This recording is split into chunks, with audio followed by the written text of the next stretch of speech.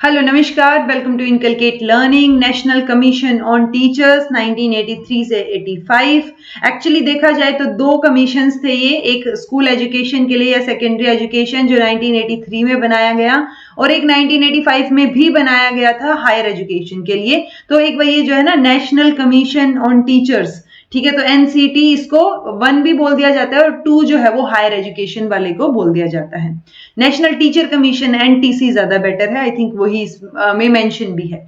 अब जो ये डॉक्यूमेंट है हमारा टीचर एंड सोसाइटी नाम से ये रिपोर्ट है।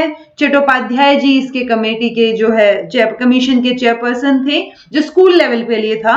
तो 1983 में ये पूछ लिया जाता है कि कौन थे चेयरपर्सन टीचर कमीशन के, तो वो कौन थे? प्रोफेसर चट्टोपाध्याय थे, जो हम आगे अभी देखेंगे। अच्छी चीज इसमें ये है कि ऑल्दो इसमें 366 पेजेस हैं, पूरी की पूरी जो रिपोर्ट है टीचर एंड सोसाइटी की, बट इन 366 पेजेस में से 100 से 150 पेजेस लास्ट में जो अपेंडिक्स के डाल दिए जाते हैं वो हैं जो हमें नहीं पढ़ने होते यूजुअली। प्लस एक और अच्छी चीज ये है कि इन्होंने जो है समरी ऑफ रिकमेंडेशन दे रखा है। सो अगर आप पढ़ने के शौकीन हैं तो आप वो समरी डायरेक्ट पढ़ सकते हैं, क्योंकि मैं वो ही पढ़ाने वाली हूं आपको, ठीक है। सो थोड़ा सा लंबा हो जाएगा ये लेक्चर, बट बोर मत होइएगा, मैं कोशिश करूंगी आप ना हो बोर, बट एक बार सुन लीजिएगा, बिकॉज जहां पे भी ये मेंशन है उसके लिए जरूरी है। प्लस नेट एजुकेशन की अगर हम बात करें पेपर 2 में, सो वहां पे सेकेंड यूनिट में ये मेंशन है जो टॉपिक अपना रहता था। इसके अलावा वहां पे स्टैटिक पोर्शन में सिर्फ यशपाल कमेटी हमारी रह जाएगी, बाकी सारी चीजें मैं करवा चुकी हूं आपको, ठीक है जी। So this is presented by me Raveena. Videos informative लगे तो इनकलकेट लर्निंग को लाइक शेयर सब्सक्राइब आप जो है कर सकते हैं।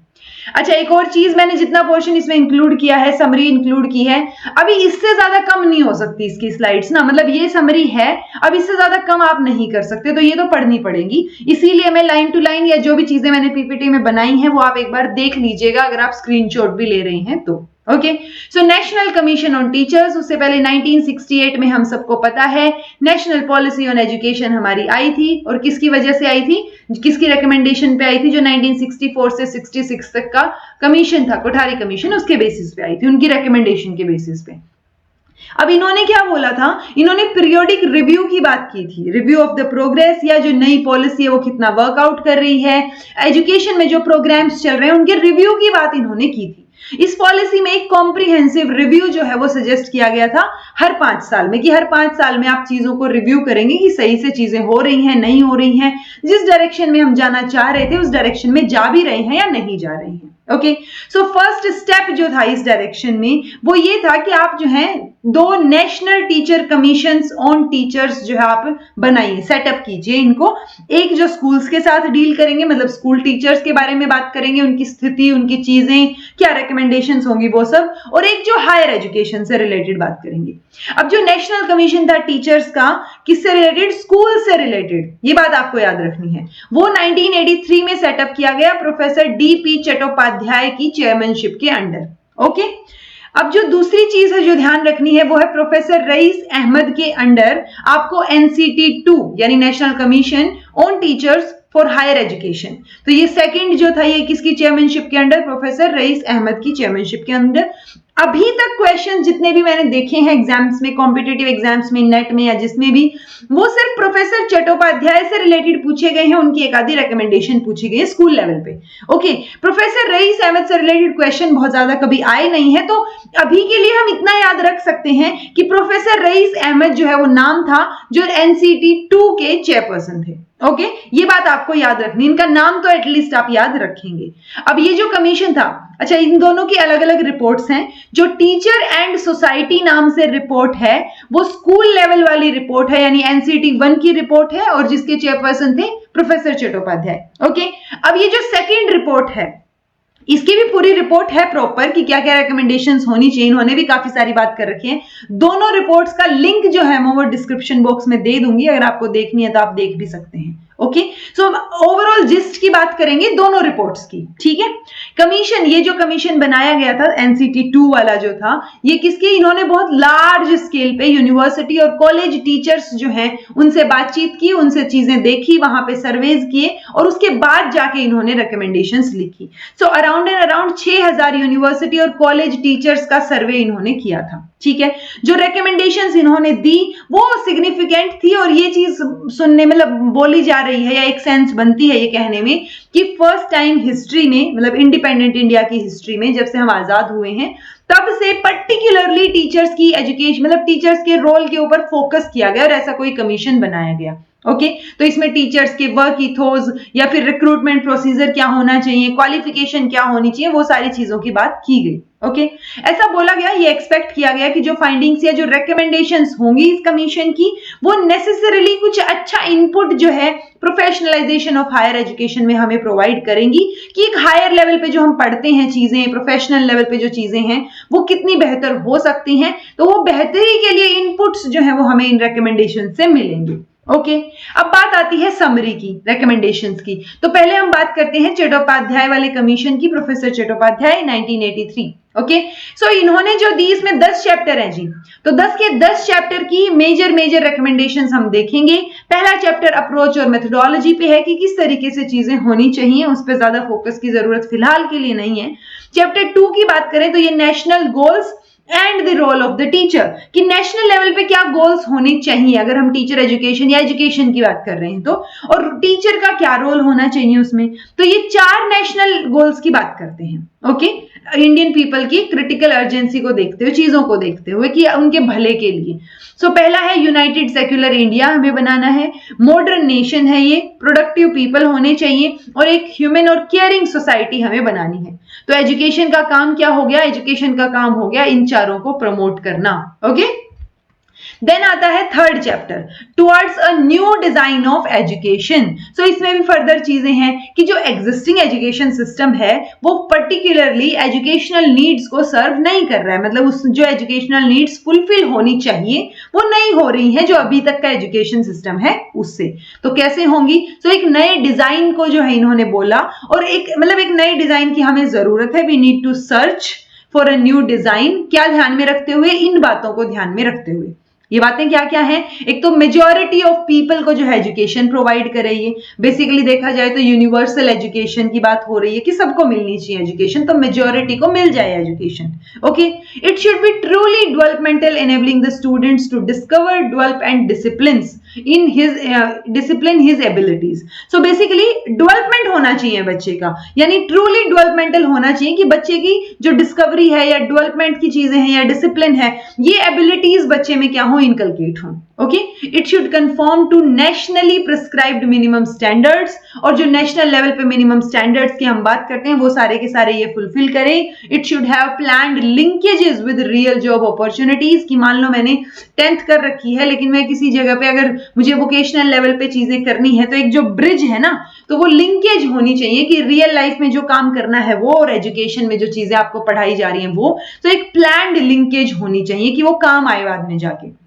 It should function as a fully articulated system permitting vertical and lateral mobility for purpose of further education और training. So एक fully मतलब एक सिस्टम पूरा अच्छे से हमें बनाना है कि मोबाइल सिस्टम हो या फ्लेक्सिबल हो चीजें उसके अंदर, इफेक्टिवली कंट्रीब्यूट करे ये नेशनल डेवलपमेंट में। 10+2+3 का जो स्ट्रक्चर किसने दिया था बताइएगा एक बार, इंडिपेंडेंट इंडिया में। तो जिसने भी जिन्होंने पहले से ये चीजें चली आ रही थी, एनईपी 1968 में भी इसकी बात हुई थी, सो उसको मतलब सेम रखिए, उसको कंटिन्यू कीजिए, उसी पे काम कीजिए, ठीक है। देन है नेशनल कोर करिकुलम क्या होना चाहिए। सो ये बोल रहे हैं कि भाई हमें एक अर्जेंट कोर करिकुलम की जरूरत है नेशनल लेवल पे, मतलब ऐसा ना हो कि स्टेट वाइज बिल्कुल कंप्लीट सिलेबस ही अलग अलग है, और वो सिलेबस इतना अलग है कि अगर मैं हरियाणा में पढ़ रही हूं तो कहीं और जाके मुझे जॉब मिले ही ना, ठीक है। सो वो अर्जेंट नीड है एक नेशनल लेवल पे कोर करिकुलम बनाने की। उस कोर करिकुलम में ये क्या बोल रहे हैं कि अगर प्राइमरी स्टेज की बात की जाए तो जो सिर्फ 2 टेक्स्ट बुक से ज्यादा बुक्स नहीं होनी चाहिए, मतलब there should not be more than 2 text book class first और सेकंड के लिए। अब ये 2 टेक्स्ट बुक कौन सी होती हैं, हो सकती हैं एक लैंग्वेज के लिए और एक मैथमेटिक्स के लिए, उसके अलावा और कोई बुक जो है वो नहीं होनी चाहिए। अब ये ध्यान रखिएगा कि ये चाहिए की बात हो रही है, शुड नॉट, मतलब ये नहीं है कि ऐसा ही इन्होंने बोल दिया तो वो फुल एंड फाइनल हो गया, ये सिर्फ रेकमेंड कर रहे हैं, सुझाव दे रहे हैं। अब मानना ना मानना आगे सरकार की बात हो गई, ओके, सो फॉर्मल टीचिंग जो है वो शुरू नहीं होनी चाहिए 5 साल से पहले, और कोई भी होमवर्क जो है वो नहीं दिया जाना चाहिए प्राइमरी स्टेज पे।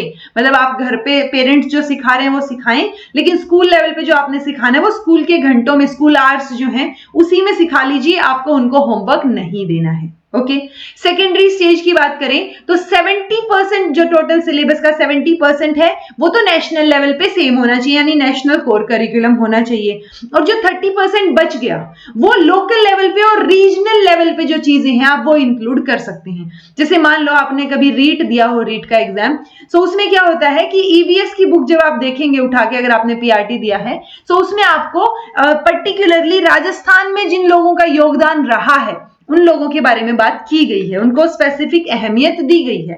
ओके, सो वो बाकी तो कई बार हम बोलते हैं कि सेम सेम है, एनसीईआरटी जैसी वो बुक्स, राजस्थान वाली एनसीईआरटी, मतलब राजस्थान की जो बोर्ड की बुक्स हैं, बट उनमें थोड़ा बहुत डिफरेंस है। तो वो थोड़ा बहुत डिफरेंस क्या है, 30% वाला है फिलहाल। ओके, सो करिकुलर ऑब्जेक्टिव्स जो है वो इस तरीके से हो कि हम उनको ट्रांसलेट कर पाए किसमें, कि अगर करिकुलम ऑब्जेक्टिव्स ये हैं तो ये पूरे हुए हैं नहीं हुए हैं, सो हम उनको मेजर कर पाए, तो वो मेजरेबल हो। स्पेसिफिक लर्निंग आउटकम्स जो है वो चाहे नॉलेज की टर्म्स में हो, अंडरस्टैंडिंग, स्किल, एटीट्यूड, वैल्यूज, तो उस टर्म में क्या हो, वो एक मतलब वो ट्रांसलेशन दिखना चाहिए कि भाई ऑब्जेक्टिव्स थे और पूरे हुए हैं, यानी वो आउटकम में ट्रांसलेशन हमें दिखना चाहिए। मिडिल स्टेज की अगर बात करें तो मिडिल स्टेज को हमें हेल्प करना है थिंकिंग, ये जो स्किल्स है ना वो डेवलप करने के लिए, मतलब study skills, thinking skills, intellectual curiosity, so वो माइंड का डेवलपमेंट बच्चे का ज्यादा जरूरी है, तो वो डेवलपमेंट होना चाहिए। फर्दर मास्टरी जो है वो किसी एक लैंग्वेज में होनी चाहिए जब हम मिडिल स्टेज की बात कर रहे हैं। ओके, और सभी सब्जेक्ट्स को इक्वल इंपॉर्टेंस मिलनी चाहिए। फर्दर सेकेंडरी स्टेज की बात करें तो जो SUPW, ये फुल फॉर्म याद रख सकते हैं, सोशली यूजफुल प्रोडक्टिव वर्क, यानी सोशल लेवल पे कुछ ना कुछ यूजफुल जो है वो वर्क रहेगा, उसके लिए भी एक स्पेस जो है वो रखना चाहिए एजुकेशन में। ओके जी, देन है वोकेशनलाइजेशन। अब कई बार होता है ना कि इतने सारे पढ़े लिखे लोग घूम रहे हैं लेकिन बिना नौकरी के घूम रहे हैं, right? So millions of educated unemployed youth, मतलब पढ़े लिखे तो है लेकिन अनएम्प्लॉयड हैं, उनके पास एम्प्लॉयमेंट का साधन नहीं है कोई, ठीक है? तो इसलिए वोकेशनलाइजेशन का सेकेंडरी एजुकेशन के बाद होना बहुत जरूरी है। सो ऑब्जेक्टिव क्या रहेगा वोकेशनलाइजेशन का? एडिक्वेट ट्रेनिंग प्रोवाइड करना, बेसिकली बच्चों को स्किल्ड कर देना ताकि उनको जॉब मिल सके पर्टिकुलर काम के लिए।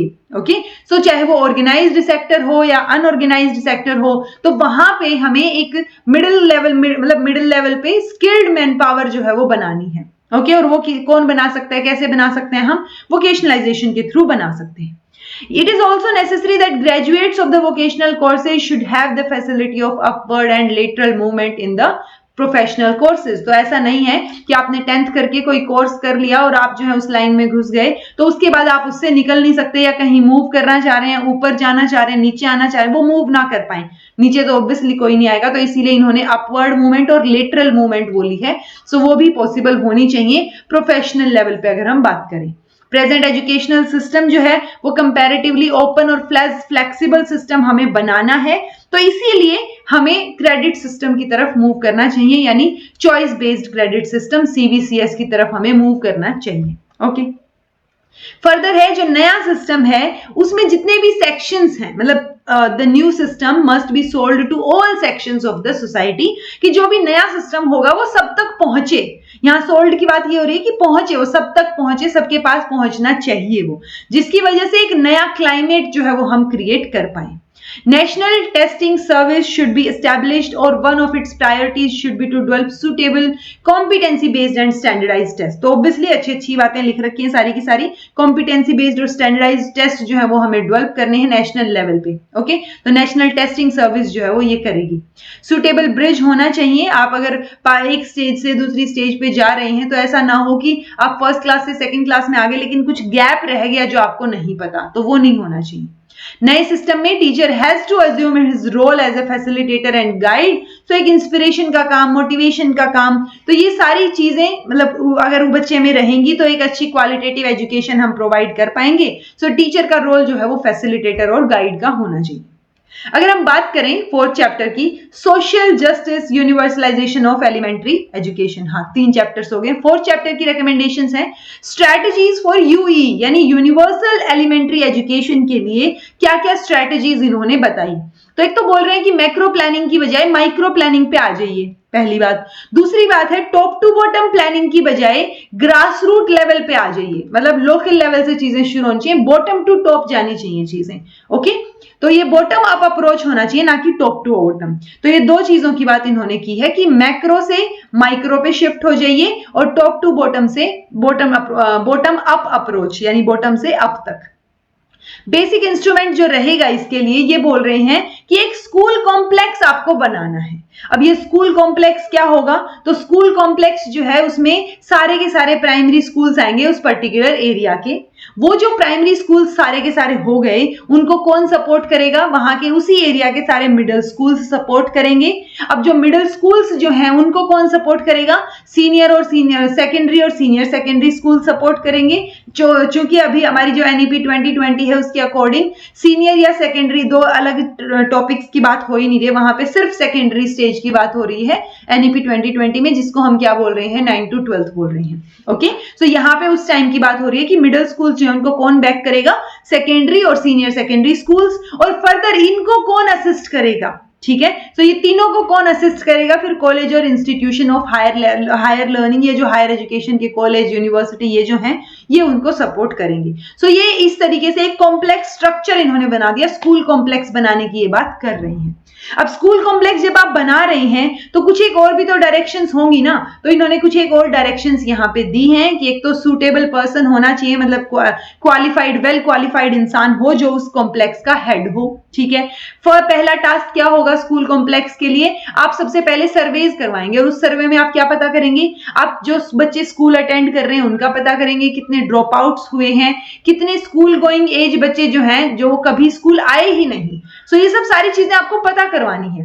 क्या सोशियो इकोनॉमिक डिफिकल्टीज आ रही हैं या पर्टिकुलर्स क्या है टीचर्स के या अदर स्टाफ के, तो ये सारी की सारी चीजें जो है वो हमें सर्वे में पता करनी है। ओके, उसके बाद जो है preparation of individual institutional plan by schools, यानी पर्टिकुलर टारगेट्स भी तो होने चाहिए हर एक स्कूल के।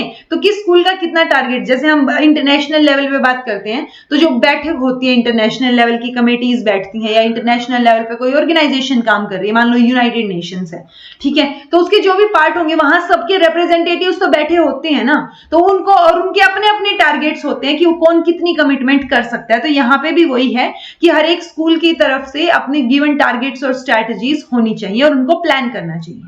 वुमेन टीचर्स को लार्जेस्ट पॉसिबल नंबर में रिक्रूट करना चाहिए, ऐसा इन्होंने बोला है।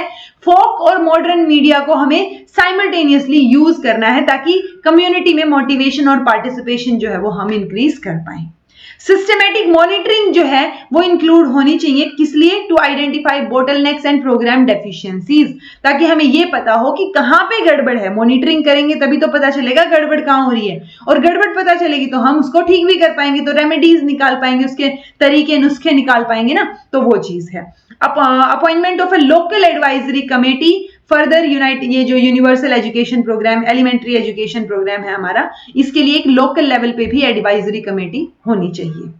फर्दर बात करें तो टीचर जो है वो एक डायरेक्ट और एक्टिव रोल जो है वो प्ले कर सकते हैं यूनिवर्सलाइजेशन में। कैसे कर सकते हैं, ये बोल रहे हैं कि स्टूडेंट के साथ टीचर को एक पैटर्नल रिलेशनशिप जो है वो डेवलप करना चाहिए, ताकि उनको कोई मतलब पेरेंट से भी आप कम्युनिकेट करें, कोई दिक्कत आ रही है बच्चे को रेमेडियल हेल्प भी प्रोवाइड करवाएं, ठीक है, इंटरेस्टिंग वे में आप पढ़ाएं उसको, रेलेवेंट और इफेक्टिव मैनर में आप एजुकेशन जो है वो प्रोवाइड करवा पाएं। ओके, सो टीचर का डायरेक्ट और एक्टिव रोल यहाँ पे साबित हो सकता है।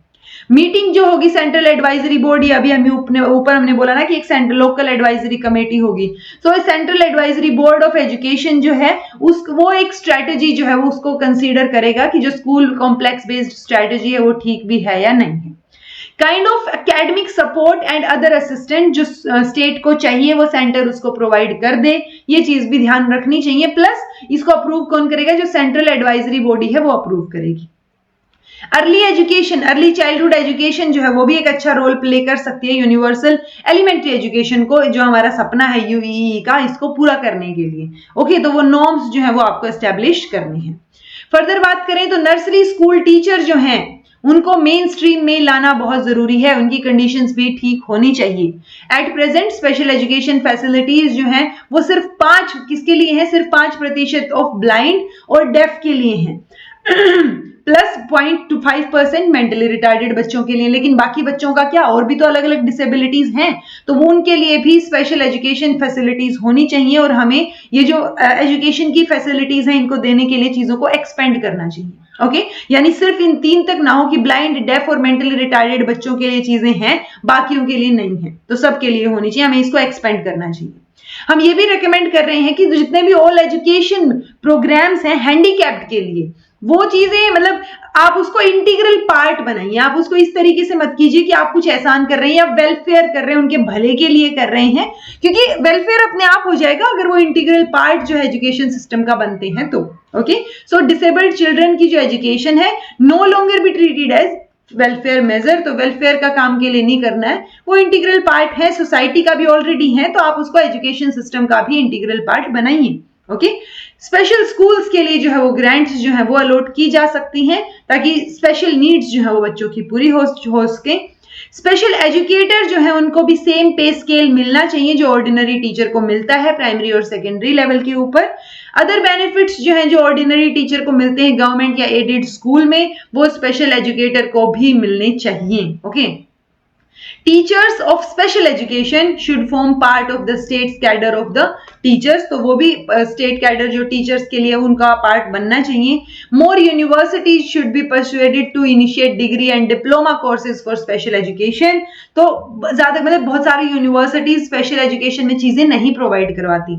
अगर आप ये भी देखेंगे ना कि बीएड स्पेशल कौन कौन सी यूनिवर्सिटी प्रोवाइड करवाती है, तो ये भी हो सकता है सारी यूनिवर्सिटीज आपको प्रोवाइड करती हुई ना मिले। ओके सो मास और इसी तरीके से ये बोल रहे हैं कि सभी मतलब ज्यादा यूनिवर्सिटीज को प्रोवाइड करवाई जानी चाहिए चीजें कि वो बीएड या एमएड जो है मास्टर्स जो है वो स्पेशल एजुकेशन में करवाएं। ओके सेंट्रल और स्टेट गवर्नमेंट जो है एज वेल एज जो यूनिवर्सिटीज हैं वो रिफ्रेशर कोर्सेज जो है वो शुरू कर सकती हैं इन सर्विस ओरिएंटेशन टीचर के लिए, यानी ड्यूरिंग द सर्विस जब आप चीजें अपडेट करते हैं, सिखाते हैं, जो कैंप्स लगते हैं टीचर्स के लिए, तो वहां पे रिफ्रेशर कोर्सेज जो है वो हों। ऐसा कौन ध्यान रखेगा, सेंट्रल गवर्नमेंट, स्टेट गवर्नमेंट और यूनिवर्सिटीज को ध्यान रखना चाहिए। करिकुलम डेवलपमेंट की बात करेंगे टीचर प्रिपरेशन की इन स्पेशल एजुकेशन, तो उसको कॉन्स्टेंटली हमें रिव्यू करते रहना चाहिए। ग्रोइंग यूज यानी कि एजुकेशनल टेक्नोलॉजी का हमें स्पेशल एजुकेशन में भी ज्यादा यूज करना चाहिए तो अभी तक आपको दिख रहा होगा सारी अच्छी अच्छी बातें ही हो रही हैं, जो आपकी हेडिंग है चैप्टर की उससे ही आपको समझ आ जाएगा कि क्या बात इसमें हो रही होगी। ओके अगर 5th चैप्टर की बात करें तो द स्टेटस, वर्किंग कंडीशंस और वेलफेयर ऑफ द टीचर, तो अब मेजरली टीचर की बात आ गई हुई। तो ये यूनेस्को की रिकमेंडेशन जो है ना टीचर की सैलरी के लिए उनको एंडोर्स करते हैं, मतलब उनके सपोर्ट में है फुल्ली। ओके तो ये क्या बोल रहे हैं कि the reflect the importance to society of teaching of the teaching function, यानी कि टीचर्स का काम कितना रिस्पॉन्सिबिलिटी भरा काम है और क्या वो देश को प्रोवाइड कर रही हैं, तो उनकी जो अहमियत है वो सबको सोसाइटी में रिफ्लेक्ट होनी चाहिए। सो अगर अच्छी सैलरी है, अच्छा स्टैंडर्ड ऑफ लिविंग है, तो हम मान के चलेंगे कि हाँ टीचर के हालात जो है वो सही हैं। Okay compare favourably with salaries paid in other occupation, कि मान लो एक डॉक्टर को सैलरी मिल रही है, एक इंजीनियर को सैलरी मिल रही है, तो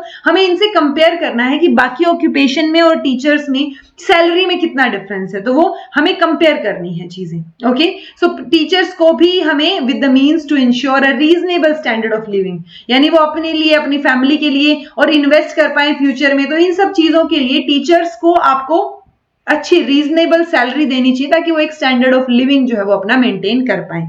Okay, take account of the fact that certain posts acquire higher qualifications, experience and carry greater responsibilities, तो ये चीज भी ध्यान रखनी चाहिए कि जहां ज्यादा qualifications चाहिए होंगी वहां पे experience भी चाहिए होगा, प्लस responsibility भी थोड़ी सी बड़ी हो जाएगी। ओके पहले स्टेप पे अगर बात करें तो जो कंपोजिट नेशनल पे स्केल है ना, मतलब हर स्टेट में या हर डिस्ट्रिक्ट में अलग अलग सैलरी है टीचर्स की, तो उसको हटा के एक नेशनल पे स्केल बनाना चाहिए कि भाई इतनी सैलरी तो टीचर्स को मिलेगी ही हर जगह। ओके सो हर एक स्टेट में ये चीज ध्यान रखनी चाहिए कि सिंगल रनिंग स्केल हो, और ये जितना जल्दी हो सके उतना जल्दी हमें करना है।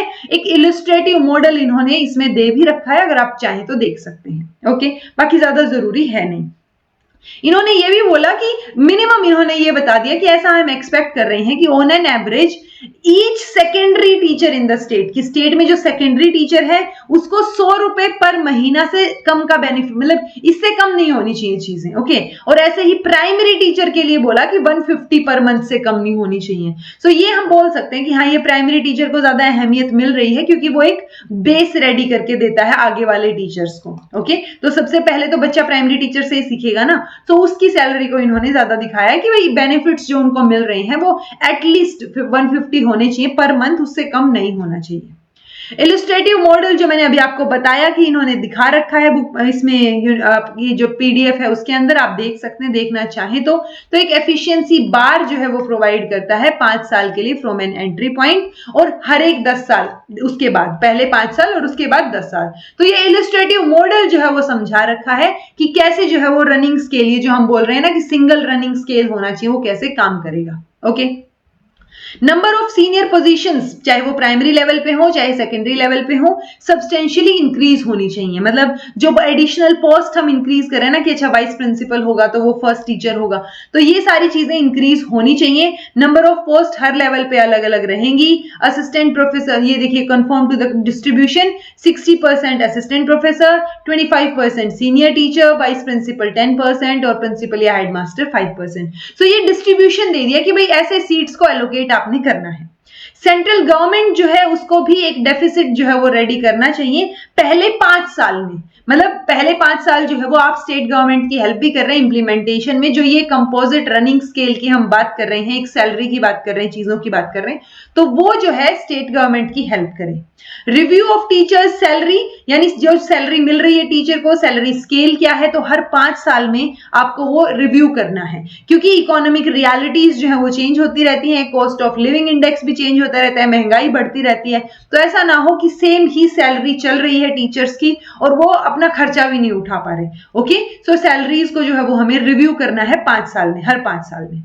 There should be no discrimination in the matter of salary, यानी कि मान लो मैं एजुकेशन पढ़ा रही हूँ, कोई टीचर साइंस पढ़ा रहा है, कोई मैथ्स पढ़ा रहा है, कोई ह्यूमैनिटीज पढ़ा रहा है, तो उन सब में, या कोई लैंग्वेज पढ़ा रहा है, सो उन सब में हमें डिस्क्रिमिनेशन नहीं करना है कि भाई साइंस वाले टीचर को ज्यादा मिलेगी, आर्ट्स वाले को कम मिलेगी, ऐसा ना हो, बिकॉज सब्जेक्ट होता है, सबको अपने सब्जेक्ट के लिए मेहनत करनी पड़ती है, ओके।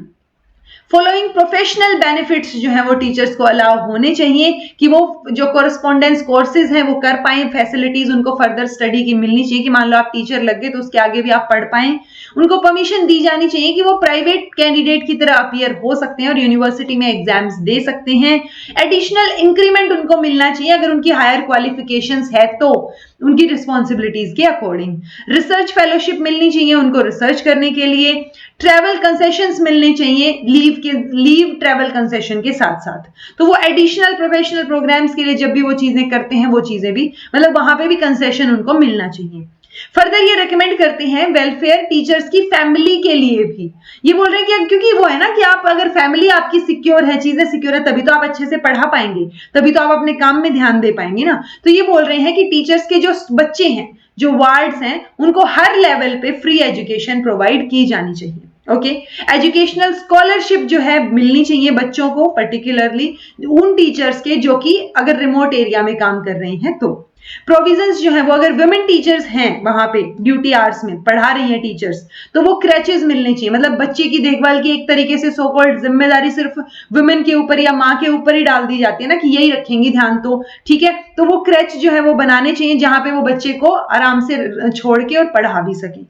एम्प्लॉयमेंट जो है उनके बच्चों को मिलनी चाहिए अगर डेथ हो जाए, जैसे कई बार होता है ना कि मान लो किसी लाइनमैन की या किसी की डेथ हो गई बिजली के उसमें काम करते करते, तो उसके बच्चे को ऑफर की जाती है वो पोस्ट जो है, ठीक है।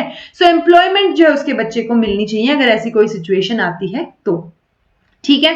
फर्दर और भी मेजर्स हैं, जैसे हाउसिंग फंड जो है वो टीचर्स के लिए होना चाहिए ताकि उनको जल्दी से इजी और सॉफ्ट लोन्स मिल सके अगर वो घर बनाना चाह रहे हैं तो, ठीक है। हाउस बिल्डिंग सोसाइटीज जो है वो टीचर्स के लिए प्रमोट की जानी चाहिए। हॉलीडे होम्स जो हैं मेजर सिटीज में टीचर्स के लिए होने चाहिए कि अगर वो यहाँ घूमने आए तो यहाँ रुक पाए, ठीक है। मेडिकल अलाउंसेस जो है वो जो उनकी बेसिक सैलरी है, मान लो एक्स सैलरी है तो उसका 7.5% जो है वो मेडिकल अलाउंस मिलना चाहिए, प्लस जो भी कभी उनको अगर कुछ हो जाए, तबियत खराब, तो पूरा का पूरा ट्रीटमेंट का खर्चा, या मान लो माँ बन रही है, मैटरनिटी लीव आप ले रहे हैं, या सीरियस इलनेस है, सो उस दौरान जो भी आपके मेडिकल एक्सपेंसेस होंगे वो सरकार उठाएगी। ओके, ऐसा इनका कहना है, ऐसा होना चाहिए। Okay, provision of first aid facilities जो है वो होना चाहिए स्कूल में, कि फर्स्ट एड फैसिलिटीज हो। रिटायरमेंट बेनिफिट्स जो है, पेंशन, ग्रेचुइटी, फैमिली पेंशन, तो ये सारे के सारे बेनिफिट्स जो हैं वो टीचर्स को, चाहे वो गवर्नमेंट टीचर हो चाहे वो प्राइवेट टीचर हो, सबको मिलना चाहिए। ओके, रिटायरमेंट, और वो भी सबकी तरह, मतलब बाकी जो अदर गवर्नमेंट सर्वेंट्स है ना, कि मान लो आईएएस हैं, आईपीएस हैं, या जो भी हैं, तो और गवर्नमेंट सर्वेंट्स की तरह ही इनको वही फैसिलिटीज मिलनी चाहिए। रिटायरमेंट एज जो है वो सबकी 60 से कम नहीं होनी चाहिए।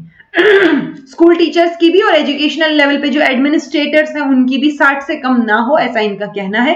पर इन्होंने ये नहीं कहा कि 60 से ज्यादा भी आप कर सकते हो, कि आप 65 कर सकते हो या कितनी कर सकते हो, क्योंकि देखा जाए तो एक लॉजिक ये भी है कि जितना ज्यादा वो उन्होंने पढ़ाया है लंबा, उतना ज्यादा एक्सपीरियंस भी तो उनका बढ़ा है ना। सो जब वो एक्सपीरियंस होते जा रहे हैं तब आप उनको वहां से रिटायर कर रहे हैं, सो वो भी एक लॉजिक हो सकता है। तो इन्होंने बोला 60 से कम को आप नहीं कर सकते रिटायर। फैसिलिटीज जो है हेल्थ के लिए या मेडिकल केयर के लिए, वो भी टीचर्स को अवेलेबल होनी चाहिए, इनफैक्ट फैमिली मेंबर्स को भी होनी चाहिए रिटायरमेंट के बाद भी। मतलब ऐसा ना हो कि सिर्फ जब तक आप सर्विस में है तब तक तो आप सारी चीजें अवेल कर सकते हैं, बेनिफिट्स अवेल कर सकते हैं, रिटायरमेंट के बाद कुछ भी नहीं, आपने बिल्कुल ऐसे पल्ला ही झाड़ दिया, तो वो चीज नहीं होनी चाहिए। ओके, सो ये उनके वेलफेयर के, टीचर्स के वेलफेयर की बात हो रही है। ये फर्दर है जो रूल्स है नेशनल फाउंडेशन के टीचर वेलफेयर, उनको लिबरलाइज्ड किया जाना चाहिए बाय रेजिंग इनकम लिमिट 8,000 से 15,000 पर एनम बढ़ा दो। सिमिलरली जो लमसम अवार्ड्स हैं, कि मान लो अवार्ड मिल रहा है और पैसे मिल रहे हैं उसके साथ, तो उसको 1,500 से 3,000 कर दो। ओके, और मंथली अवार्ड जो है वो 100 से बढ़ा के 200 रुपए कर दिए जाए, यानी आप थोड़े से इंसेंटिव्स दीजिए उनको। ओवरऑल यही समझ आ रहा है हमें कि अगर हम टीचर्स को इंसेंटिव देंगे तो वो बेहतर तरीके से उन इंसेंटिव की तरफ काम करेंगे।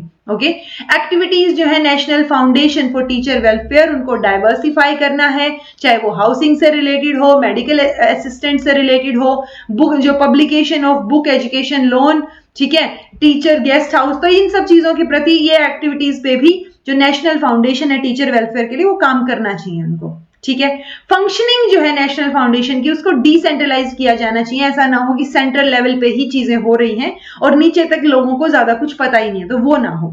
डोनेशंस जो है फाउंडेशन को, मतलब इस फाउंडेशन को जो भी डोनेशन देगा वो इनकम टैक्स जो है वो एग्जेम्पशन मिलना चाहिए, ताकि इसको भी फाउंडेशन देने का इंसेंटिव लोगों को मिले, और अगर इस फाउंडेशन में पैसे आएंगे तो टीचर्स के वेलफेयर के लिए काम किया जा सकेगा। ओके, फर्दर बात करें तो जो नंबर ऑफ नेशनल अवार्ड्स हैं उनको भी बढ़ा दीजिए, ताकि ज्यादा टीचर्स को, ज्यादा कैटेगरीज, अलग अलग कैटेगरीज में ज्यादा टीचर्स को अवार्ड्स मिल पाए, नेशनल अवार्ड्स की, भाई हाँ ये बढ़िया टीचर हैं, तो ज्यादा लोगों को मिलेंगे, तो ज्यादा एक, मतलब एक तो ये है कि एक ही टीचर को मिलना है एक साल में, और एक है कि हाँ 15 से 20 टीचर्स को मिलना है, तो वहां पे आप फाइट करना भी पसंद करेंगे ना। यहाँ पे तो आप सोच लेंगे कि जिसको मिलना होगा उसी को मिलना है, एक ही तो है।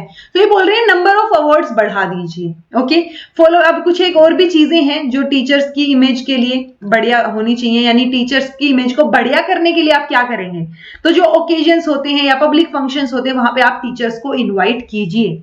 Associating teachers and teacher organisation, उसको पॉलिसी फॉर्मुलेशन के साथ एसोसिएट करना है, ताकि एक लेवल और एक स्टेटस, एक इज्जत बढ़े, उनकी इमेज अच्छी हो। Associating teachers and teachers organisation with planning and execution of local community development programme. ठीक है, तो local and community development programmes जो हैं वहां पे भी आप टीचर्स की हेल्प ले सकते हैं, सजेशंस ले सकते हैं, उनको एसोसिएटेड रख सकते हैं, जिसकी वजह से क्या होगा, वो सोसाइटी में कंट्रीब्यूट भी कर पाएंगे, एसोसिएटेड भी रहेंगे, जान पहचान भी बढ़ेगी, तो चीजें, उनकी एक इमेज भी अच्छी होगी, एक रिस्पेक्टफुल इमेज जो है वो बन पाएगी। ठीक है, नेक्स्ट है जी supply and recruitment of teachers, next chapter 6 chapter. ठीक है, तो कैसे सप्लाई है, मतलब रिक्रूटमेंट कैसे होगी ओवरऑल देखा जाए तो तो अगर हम देखें और स्टेट्स के कंपैरिजन में, जो नॉर्थ ईस्टर्न रीजन है वहां पे काफी लो प्रोपोर्शन है ट्रेन्ड टीचर्स का, मतलब ट्रेन्ड टीचर्स वहां पे इतना ज्यादा नहीं जाना चाह रहे। ओके, हम रेकमेंड कर रहे हैं कि जो ईस्टर्न जोनल काउंसिल है और जो नॉर्थ ईस्टर्न काउंसिल है वो इसके लिए कुछ इनिशिएटिव लें, सर्वे करवाएं, आइडेंटिफाई करें कि ट्रेनिंग में क्या दिक्कत हो रही है, वहां पे क्यों नहीं है ट्रेन्ड टीचर्स ना, ट्रेनिंग तो सबको मिल रही है तो वहां पे ट्रेंड क्यों नहीं है, ये चीज का पता करें। एनसीईआरटी एनसीईआरटी के साथ कोलैबोरेट किया जाए फिर, और एक सर्वे किया जाए ताकि वो हम पता कर सकें चीजों को। ओके, और वो जो हम एक वो होता है ना, मतलब जो गैप आ गया है या जो ट्रेनिंग नहीं है, तो एक सुटेबल प्लान बना के आप इसको फॉलो अप कीजिए 4 से 6 महीने में, और इन चीजों को देखिए कि क्या गड़बड़ हो रही है। School authorities should explore every possibility of utilising the maximum extent, यानी जो क्वालिफाइड इंसान है, चाहे वो साइंस में है, मैथ्स में, किसी भी चीज में है, तो आप उसका मैक्सिमम यूटिलाइजेशन कीजिए, चाहे वो पार्ट टाइम बेसिस पे कीजिए या ओवर टाइम बेसिस पे कीजिए, बट जो क्वालिफाइड इंसान है, मैन पावर है आपके पास, उसका यूज कीजिए। फर्दर है जो सेंट्रल मिनिस्ट्री है एजुकेशन की, वो कोलैबोरेट करे किसके साथ, एनसीईआरटी के साथ। क्या अरेंज करे, डिटेल्ड सर्वे जो है वो अरेंज करे। क्या करने के लिए, नेचर को और टीचर की जो शॉर्टेज हो रही है रूरल एरियाज में या बैकवर्ड एरियाज में, उसको क्या करे अच्छे से मतलब उस सर्वे आप करवाइए कि आप पता कीजिए क्या हो रही है, सिचुएशंस क्यों हो रही है, ठीक है। और एक सूटेबल प्रोग्राम जो है वो हमें डेवलप करना है ताकि हम रेमेडीज या क्या दिक्कत हो रही है, रेमेडियल एक्शन हम ले पाए।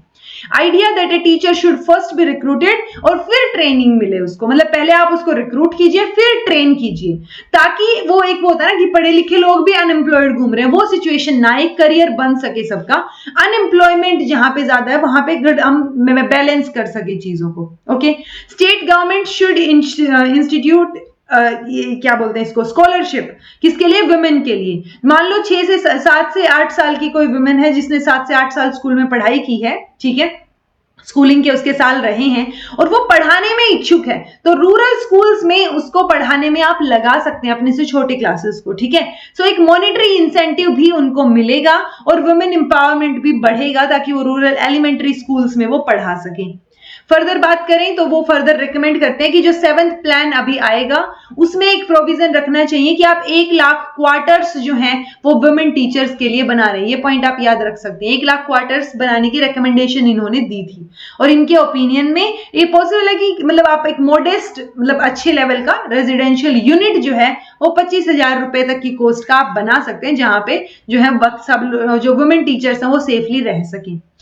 As a first step towards improving the quality of school education, ये सजेस्ट कर रहे हैं कि जो स्कूल कॉम्प्लेक्सेस जो हमने बात की थी ना कि एक पर्टिकुलर एरिया में प्राइमरी स्कूल्स को जो है इकट्ठा कर दीजिए और एक मतलब एक कॉम्प्लेक्स बना दीजिए, उसका ध्यान कौन रखेगा, सपोर्ट कौन करेगा, मिडिल स्कूल्स को फिर फर्दर सेकेंडरी स्कूल्स या फिर देन कॉलेज और वो सब बातें। तो वही ये बोल रहे हैं कि आप एक जो है कॉम्पैक्ट स्कूल कॉम्प्लेक्स बनाइए। अब ये एरिया वाइज कवर करेगा, वहां पे इन्होंने एरिया डिसाइड नहीं बताया था, बोल रहे हैं कि 5 से 10 माइल की जो रेडियस है उसके अंदर अंदर जितने भी हायर स्कूल्स आ रहे हैं उनको आप क्या कर रहे हैं, क्लब कर रहे हैं चीजों को, ताकि वो एक साथ मिलके मतलब ह्यूमन या मटेरियल रिसोर्स जो है वो आप यूज कर सकें, शेयर कर सकें। ऐसा ना हो कि एक स्कूल में कोई चीज है दूसरे में उसकी कमी हो रही है तो वहां पे आप हेल्प ही नहीं कर रहे हैं एक दूसरे की। सो अगर एक कॉम्प्लेक्स बन जाएगा तो आप हेल्प कर पाएंगे, ठीक है। फर्दर बात करें, so it is the highest importance that immediate practical steps जो है वो लेने हैं ताकि एक क्रेडिबिलिटी और ऑब्जेक्टिविटी जो है वो पब्लिक एग्जामिनेशन की हो सके, मतलब अपनी विश्वसनीयता बरकरार रखने के लिए भी तो चीजें कुछ करनी है ना, तो हाईएस्ट मतलब इमीडिएट प्रैक्टिकल स्टेप्स होने चाहिए कोई भी गड़बड़ होती है तो। In line with the good work done by NCERT, इस एरिया में अब जो states must give much greater attention to the improvement of quality of text books, तो टेक्स्ट बुक्स भी आपको क्वालिटी अच्छी करनी है, उसको एनसीईआरटी के लिए बात हो रही है। ये करिकुलम और ट्रेनिंग प्रोसीजर्स जो है टीचर एजुकेशन के लिए वो ट्रेडिशन पे बेस्ड है rather than study and research, तो आप स्टडी और रिसर्च को प्रायोरिटी दीजिए, ट्रेनिंग को प्रायोरिटी दीजिए, वो ज्यादा प्रायोरिटी डिजर्व करती हैं ताकि एक जो प्यूपिल टीचर्स हैं उनमें टीचर कॉम्पिटेंसीज जो है वो डेवलप हो सके, ठीक है, और बच्चों का फायदा हो सके।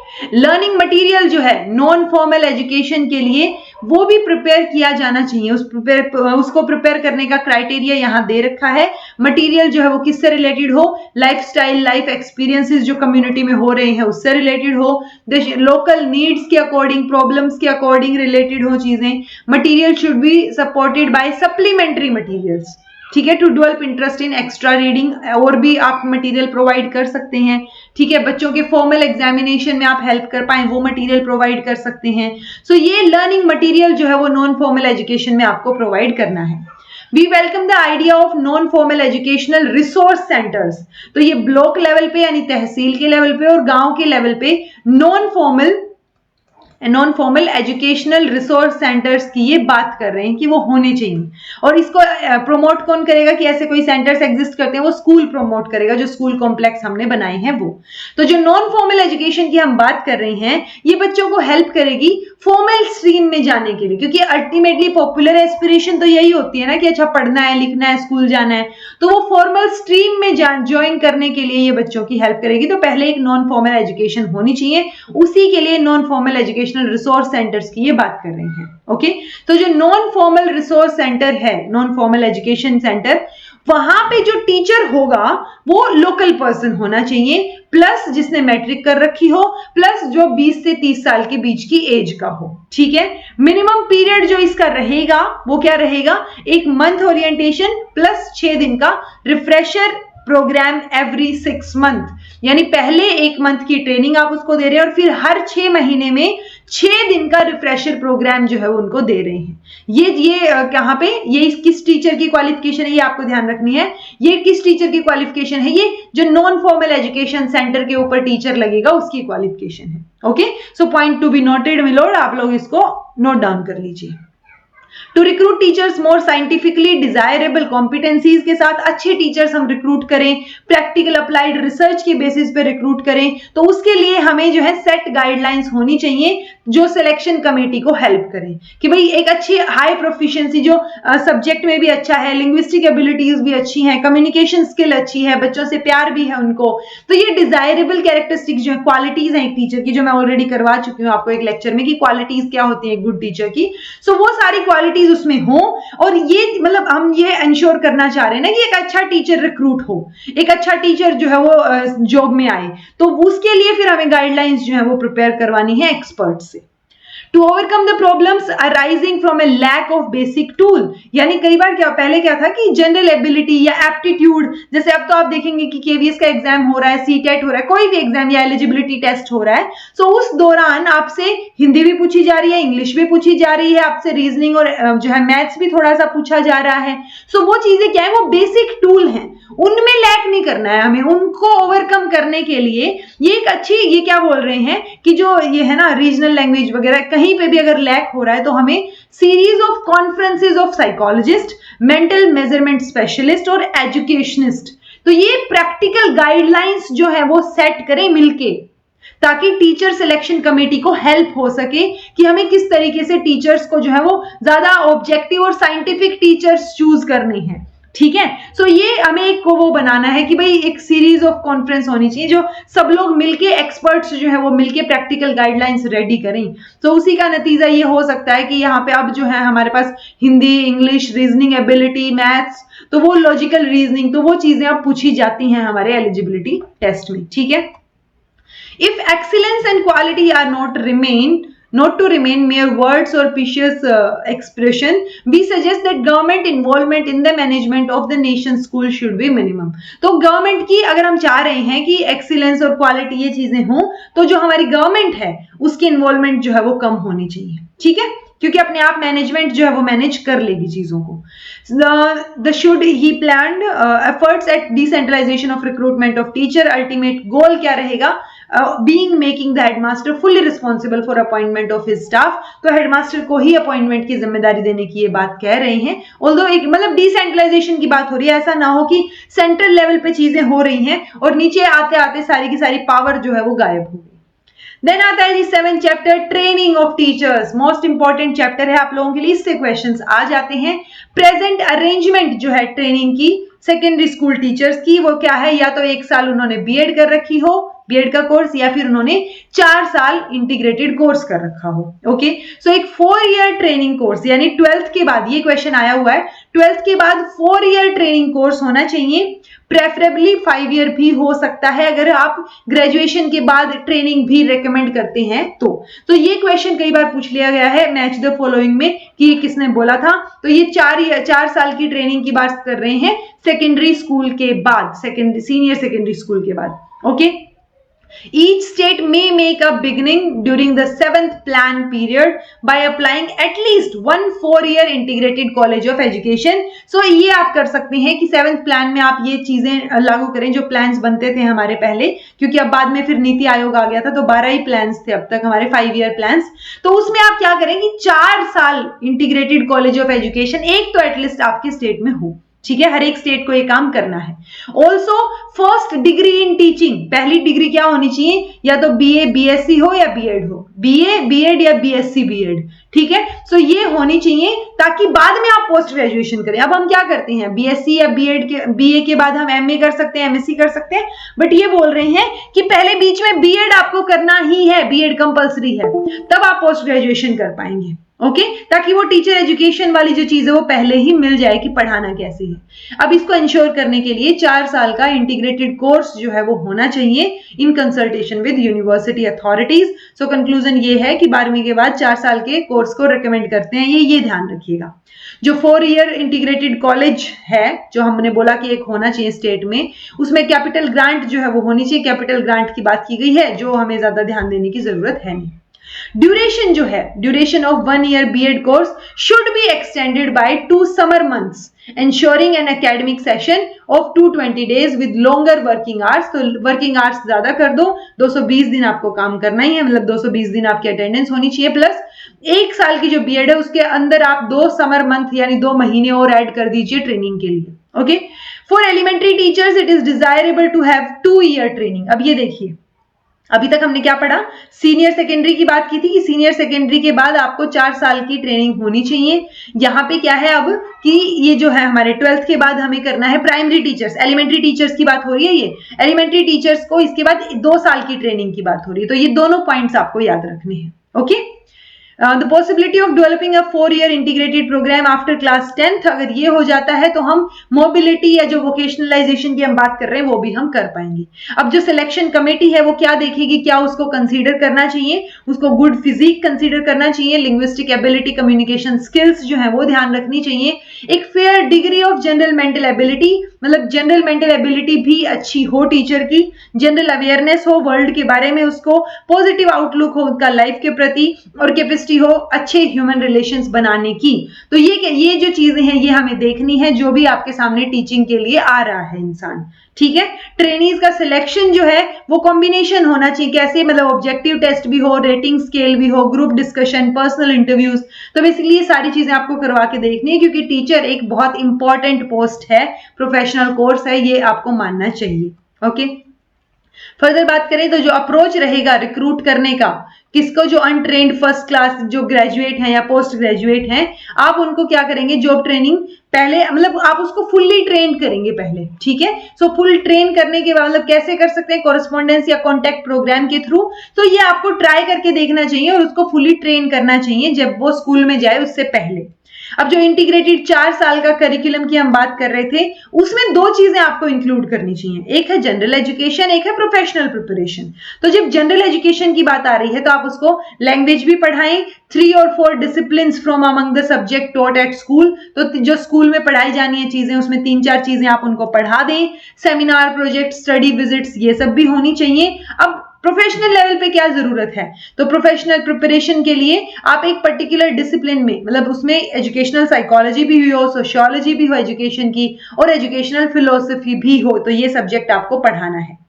Practice of teaching and it's content come methodology, कि कैसे आप पढ़ाएंगे, कैसे प्रैक्टिस होगी, कैसे कंटेंट प्रिपेयर करेंगे, कैसे किस मेथड से पढ़ाएंगे, तो वो चीजें भी आपको प्रिपेयर करना है उसके लिए भी। Okay, learning a variety of skills related to the role of teacher, जिसमें एजुकेशनल टेक्नोलॉजी या सॉफ्टवेयर प्रिपेयर करना, तो ये सारी चीजें भी टीचर को आनी चाहिए कि स्किल डेवलप करनी है हमें प्रोफेशनल लेवल पे। Okay, a cadre of teacher educators in educational technology may be formed.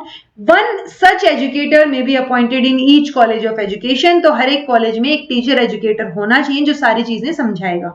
Okay, तो एक कैडर बना दीजिए टीचर एजुकेटर्स का, और जिनको एजुकेशनल टेक्नोलॉजी जो है वो अच्छे से पता हो। Preparation of a teacher must be regarded as a joint responsibility, किसकी, कॉलेज ऑफ एजुकेशन की भी और प्रैक्टिस टीचिंग स्कूल की भी, मतलब जिस स्कूल में जाके आपने प्रैक्टिस की है उसकी, प्लस जो आपको जहां पढ़ रहे हैं जो आपका कॉलेज ऑफ एजुकेशन है, इन दोनों की जॉइंट रिस्पॉन्सिबिलिटी है कि आप एक अच्छा टीचर प्रिपेयर करें। ठीक है, फर्दर बात करें तो अपार्ट फ्रॉम टीचिंग मेथड्स, जो प्यूपिल टीचर्स हैं उनको एक्सपीरियंस लेना है को करिकुलर एक्टिविटीज का भी, तो उसमें भी वो क्या रहे थोड़ा सा मतलब जो वर्ड प्रैक्टिस है उसको आप इंटर्नशिप से थोड़ा सा चेंज कर दीजिए, ये बोल रहे हैं। ठीक है, ड्यूरेशन जो रहेगी इंटर्नशिप की वो should not be less than 4 weeks in the 3rd year and 3 weeks in the 4th year। तो 4 साल की अगर स्टडी हो रही है मतलब 4th ईयर में, तो 3rd ईयर में आपको 4 हफ्ते से कम यानी 1 महीना हो गया, सो 1 महीने की इंटर्नशिप की बात हो रही है, और अगर 4th ईयर की बात हो रही है तो 3 हफ्ते तो ट्रेनिंग होनी ही होनी है। सो इससे कम ट्रेनिंग जो है वो वहां पे नहीं होनी चाहिए। वहां पे वो को करिकुलर एक्टिविटीज में भी पार्टिसिपेट करेंगे।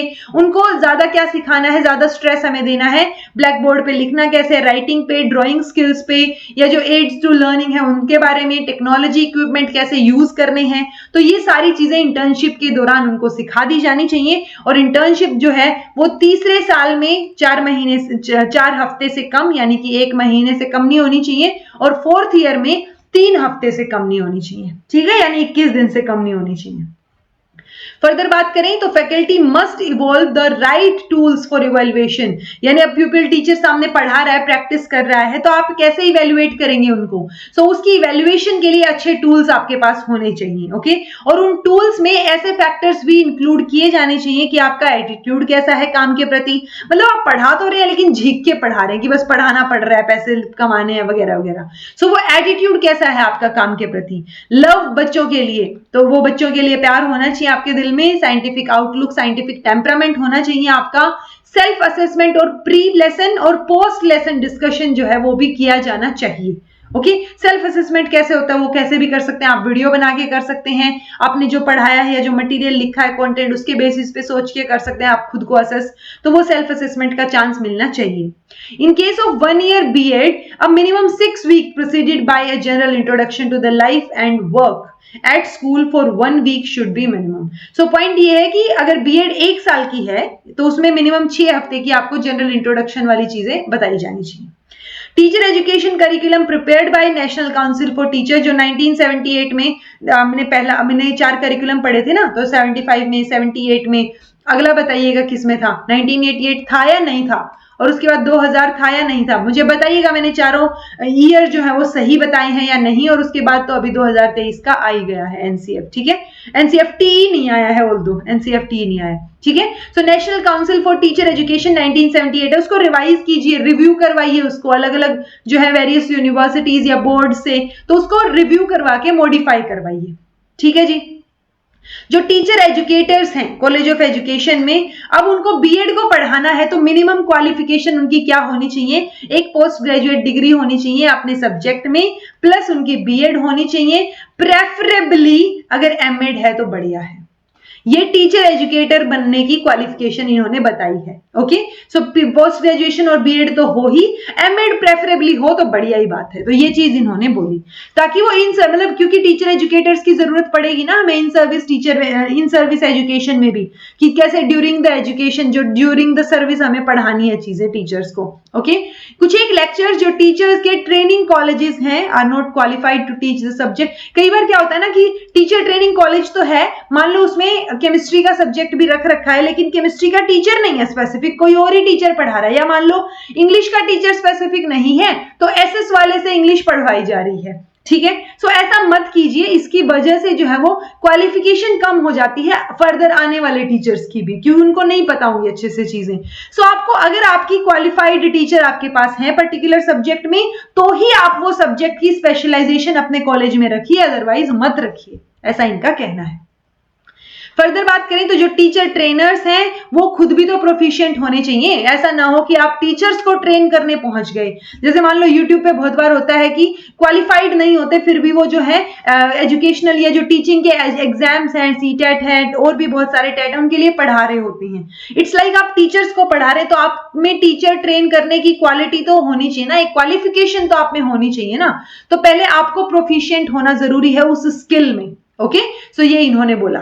देन है कॉलेजेस शुड डिस्प्यूट डिस्प्यूट नहीं, डिप्यूट, देयर डेप्यूटेशन वाली बात हो रही है यहाँ पे। सो कॉलेजेस को जो है वो अपने जो टीचर ट्रेनर्स हैं उनको डेप्यूटेशन पे भेजना चाहिए वर्कशॉप करवाने के लिए अलग अलग जगह पे। जैसे बहुत बार होता है, ये क्या बोलते हैं इनको, जो डाइट है ना, अपनी डाइट्स में जो टीचर्स होते हैं कई बार डाइट में कैंप करवाने की बजाय वो स्कूल जाके भी चीजों को मतलब जायजा लेते हैं, देखते हैं कैसी चल रही है चीजें और वहां पे भी ट्रेन करते हैं टीचर्स को। ओके, ट्रेनिंग करिकुलम जो एलिमेंट्री टीचर्स के लिए है उसमें भी जनरल एजुकेशन और प्रोफेशनल प्रिपरेशन होनी चाहिए जो हमने अभी ऊपर पढ़ी थी। फर्दर बात करें तो प्रोफेशनल प्रिपरेशन में वही पेडागोजी, प्रैक्टिस, टीचिंग, वो सारी चीजें होनी चाहिए। ब्लैक बोर्ड पे कैसे लिखना है, कैसे चीजों को यूज करना है, सो वो प्रोफेशनल लेवल पे चीजें सिखानी है।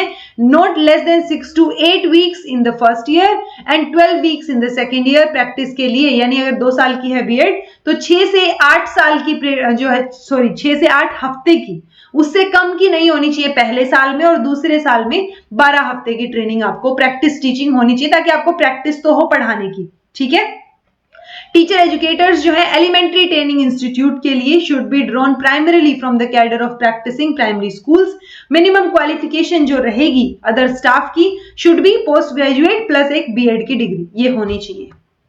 देन फर्दर बात करें तो कमीशन नोटेड दैट समटाइम्स जो लीस्ट इफेक्टिव डिस्ट्रिक्ट इंस्पेक्टर्स हैं स्कूल के वो ट्रांसफर कर दिए जाते हैं टू टीचर ट्रेनिंग इंस्टीट्यूट। यानी अब टीचर ट्रेनिंग इंस्टीट्यूट में वो इंस्पेक्टर चले गए हैं तो वो मतलब लीस्ट इफेक्टिव हैं चीजें ना, तो दिस प्रैक्टिस मस्ट स्टॉप, तो इसको रोका जाना चाहिए। ऐसा ना हो कि अनट्रेन्ड लोग जो है वो मतलब ट्रेनिंग दे रहे हैं, ये नहीं होना चाहिए। There may be no objection to correspondence cum contact courses for BEd training, but this should be allowed only if satisfactory arrangement अगर है, proper supervision है, तो ही वो correspondence course होना चाहिए। अदरवाइज मतलब correspondence course में कोई objection नहीं होना चाहिए अगर अच्छे से practice और proper supervision के साथ चीजें हो रही हैं तो। अब एमएड के कोर्स की भी बताई जी इन्होंने कुछ एक बातें। अब ये बोल रहे हैं कि एग्जिस्टिंग एमएड कोर्सेज जो हैं वो उनको एक स्पेसिफिक स्पेशलाइजेशन करवाने की जरूरत है। क्यों जरूरत है? क्योंकि वो टीचर एजुकेटर्स हैं, टीचर एजुकेटर हमें बनाने हैं ना, और करिकुलम कंसल्टेंट बनेंगे वो एससीईआरटी के लिए या साइंस इंस्टीट्यूट के लिए या स्टेट बोर्ड ऑफ एजुकेशन के लिए, स्कूल इंस्पेक्टर्स बनेंगे, सुपरवाइजर बनेंगे, एजुकेशनल एडमिनिस्ट्रेटर्स बनेंगे, तो वो पहले खुद तो क्वालिफाइड हों, सो उनकी मास्टर्स होनी चाहिए। सो नॉर्म्स जो डेवलप किए जाएंगे एनसीटीई के द्वारा वो फिजिकल या स्टाफ रिसोर्सेज जो है elementary and secondary teacher training institutes उनको रिव्यू किया जाना चाहिए पर्टिकुलरली हमारी रिकमेंडेशंस को देखते हुए। ओके, ये भी रिकमेंड किया that each of the better and viable 300 training colleges should be given a non recurring grant of 3 lakhs during 7th plan. तो जो 7th प्लान आएगा इंफ्रास्ट्रक्चर के लिए उनको भी पैसे, जो ट्रेनिंग कॉलेजेस हैं 300 ट्रेनिंग कॉलेजेस हैं उनको 3 लाख रुपए दिए जाने चाहिए। ओके, तो ये चीज भी इन्होंने बोली।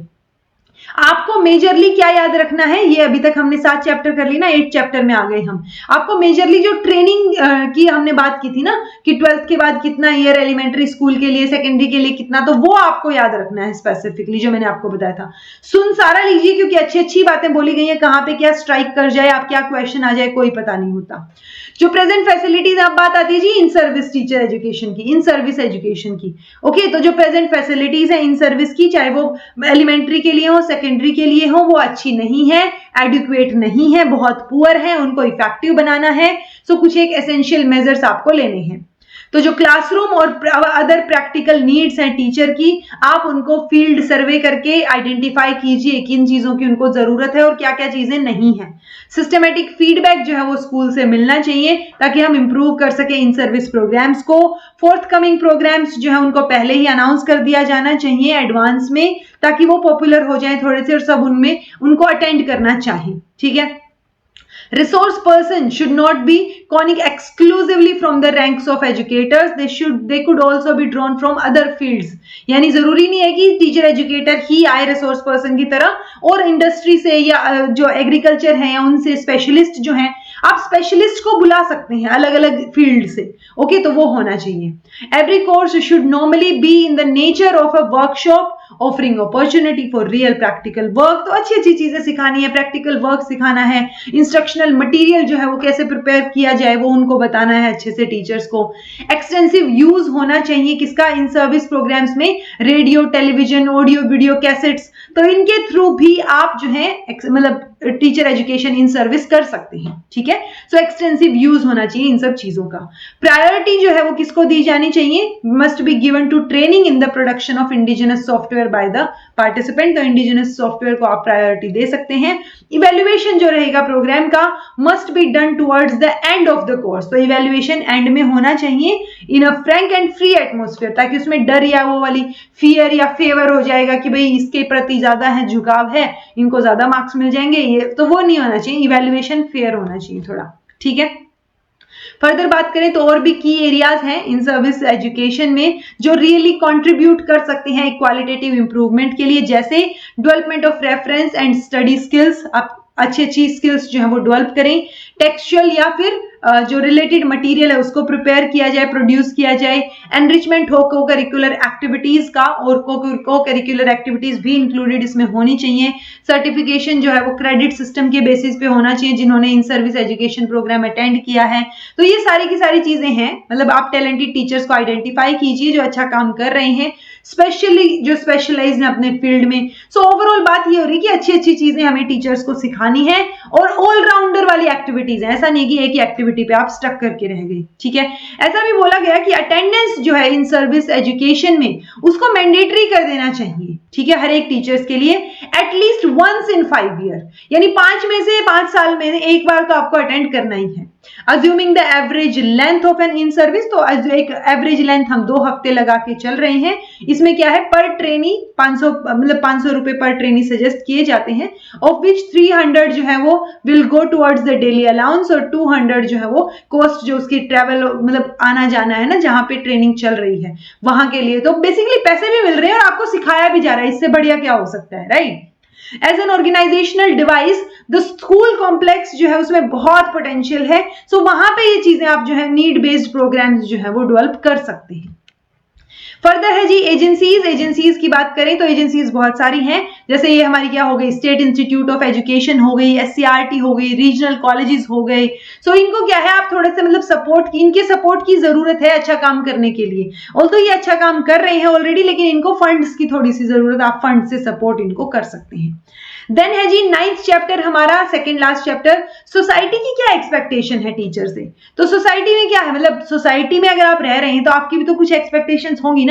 तो टीचर की जॉब सिक्योरिटी होनी चाहिए, ऐसा ना हो कि जॉब सिक्योर ना हो टीचर की, तो वो एक जॉब सिक्योरिटी होनी चाहिए। At the same time teacher जो है has to fulfil his professional obligations, यानी वो टाइम पे आए, रेगुलर आए, तो वो चीजें तो रहेंगी ना, तो वो चीज भी होनी चाहिए। First step towards improving teacher performance is, पहला स्टेप हम उनकी परफॉर्मेंस इंप्रूव करना चाह रहे हैं तो उनकी सिक्योरिटी जो है वो हटा दीजिए, कि वो मतलब एक ओवर सिक्योरिटी भी हटाइए और इनसिक्योरिटी भी हटाइए, दोनों चीजें हटनी चाहिए। ओके, चलिए फर्दर है जी, अनदर इंपॉर्टेंट स्टेप जो रहेगा वो है easy natural recognition of the meritorious and disciplining none of the non performing and inefficient. So basically आप जो डिसिप्लिन में है, क्विक है, एफिशिएंट है, आप उनको थोड़ा सा डिस्क्रिमिनेट करके रखिए, आपको पता चले कि नेचुरली आप रिकग्नाइज कर पाए मेरिटोरियस कौन ज्यादा है, कौन ज्यादा काम कर रहा है।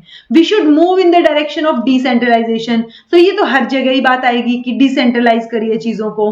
कोड ऑफ कंडक्ट जो है टीचर्स के लिए वो होना चाहिए नेशनल लेवल पे, किसके साथ आप जो है कंसल्ट करेंगे, टीचर ऑर्गेनाइजेशन के साथ कंसल्ट करके कोड ऑफ कंडक्ट जो है टीचर्स के लिए बनाइए, ठीक है। Responsibility for the enforcement of code किसके पास रहेगी, हेड के पास रहेगी, और लोकल मैनेजमेंट कमेटी के पास रहेगी, जो कि क्या करेंगे, उस कोड को कंडक्ट मतलब कि वो पूरा हो रहा है, इंप्लीमेंट हो रहा है नहीं हो रहा है, तो उसको एनफोर्स करने की जिम्मेदारी इनकी रहेगी। Main preoccupation of teachers organisation has been improvement in the of the salary scale, यानी यूजुअली जो टीचर की ऑर्गेनाइजेशन है वो ऐसे झंडे उठाए खड़े रहते हैं कि सैलरी स्केल बढ़ाना है वगैरह वगैरह, सर्विस अच्छी करनी है, टीचर्स की एनवायरमेंट अच्छा करना है, बट इसके साथ साथ और भी काम है टीचर ऑर्गेनाइजेशन के जो उनको करने चाहिए।